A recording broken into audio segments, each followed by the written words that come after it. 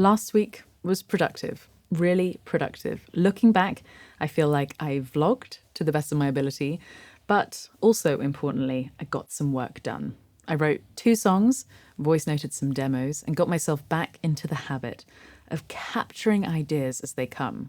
Well then, I also got up to this. Good evening, because it is 7:10 p.m. on the 11th of February. It is a Tuesday.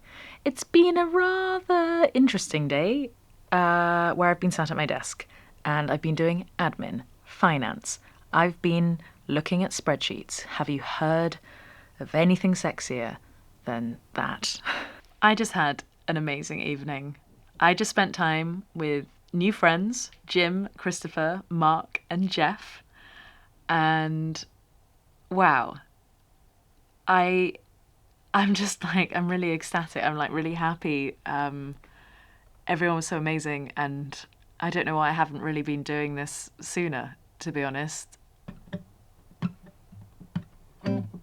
How I wanna interfere, get myself tangled in this web, tell you all the things she ever said, like she still loves you. Hello, it has been a productive morning so far, but it is Thursday, and while Emmy is on lunch, if you don't know Emmy yet, she works with me, photographer, videographer, social media manager. She is in the studio with me. She has a little office space outside of this room in the other part of the studio. And there is a space where I could hang a guitar because she is interested in learning after spending all this time learning about the instrument, seeing other people play, just being sort of blown away by the love in the community of the guitar. So she was like, I've always wanted to learn. Will you teach me? And I was like, I'm only going to teach you if you're really serious about it. And she was like, no, I genuinely am. And I was like, okay, well, the best way to learn guitar is to have one near you, out of the case. I have my Mustang, which is short scale, perfect for her, electric guitar, a little bit softer on the fingers. And I was just thinking of building her a little rig. Should we try? I think it looks cute. I guess we'll see if she likes it. Yay! Thank you, Mary. Yeah, so I set up a guitar hanger for Emmy, my photographer, who's keen to learn guitar in the office part of the studio. I sorted out the studio lighting and worked with my team on a few projects that have been bubbling under the surface. I even plugged in an old iMac G3, which made me stop and appreciate just how far my workflow has come. Everything is so streamlined, so much more efficient nowadays. And honestly, I don't think I could be luckier to be at this point in my career in this year. But beyond all that, I found something a little bit rare, peace and quiet. And that peace and quiet, that time just sat here, allowed me to write those songs again. What I'm realizing is that when I'm constantly busy, it's not that I don't want to write. It's that there's no space for it. I haven't really written properly in 6 months. My last voice note demo of a fully completed song, August.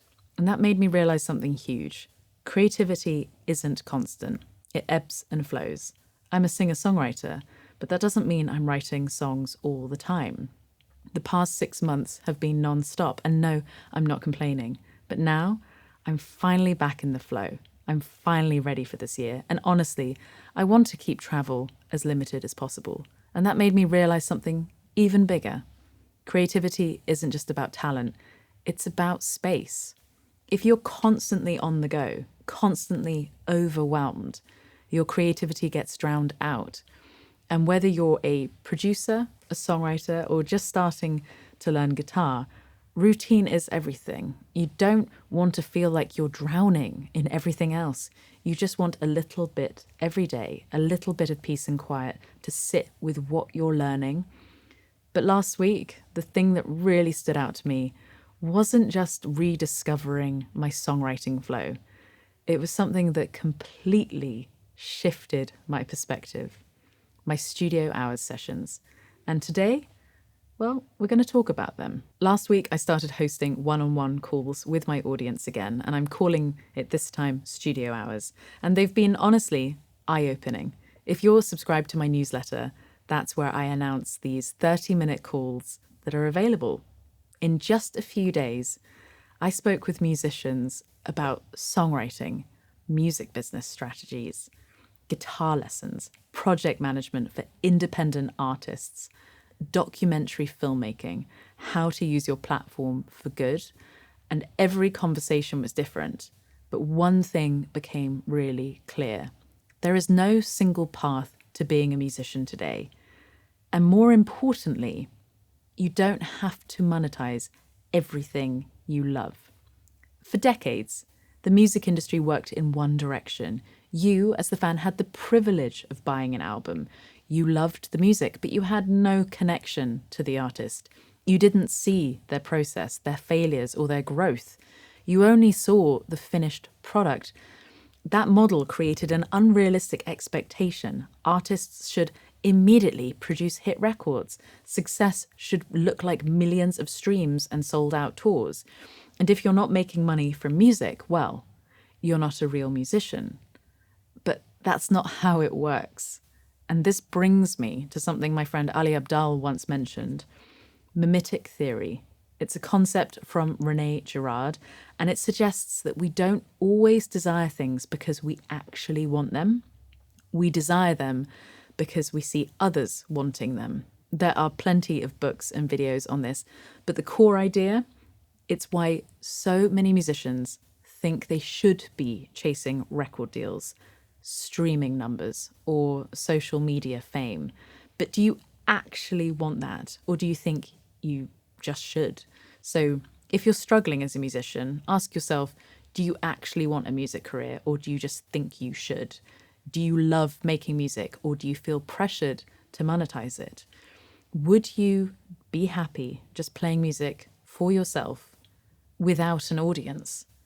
Because enjoying your day from start to finish matters more than any of this external validation. And if making music feels like a chore, if starting a YouTube channel feels like a burden, then maybe that's not the path for you. And that is completely okay. One of the most heartbreaking things I've heard from musicians is, I don't feel like a real musician because I don't make money from it. And let me be absolutely clear. Making money does not determine whether or not you are a musician. If you pick up an instrument, if you write a song, if you practice because you love it, you're a musician, period. We live in a world where every passion is expected to become a side hustle, but not everything needs to be monetized. Elizabeth Gilbert talks about this in Big Magic. She says, a creative life is not necessarily a career, it's a way of being. And that's something that I've believed for years. Keep your day job, make music because you love it. Don't get caught up in that idea that you have to be a full-time musician to be real. And this week, my one-on-one calls taught me something beautiful. There are infinite ways to love music. Following my journey doesn't mean you have to replicate my journey. My job is to show you one way of being a musician in 2025, but that doesn't mean it's the only way. So here's my message to you. Give yourself permission to be a musician. That rhymes. I know. Forget the pressure to monetize. Forget the pressure to become famous. Just enjoy the process, because that's what makes you an artist. And if this resonated with you, drop me a comment below. I would love to hear your thoughts. Oh, and if you want to book a Studio Hours session, subscribe to my newsletter, and that's where I announce my availability. But otherwise, I will be seeing you here again very, very soon.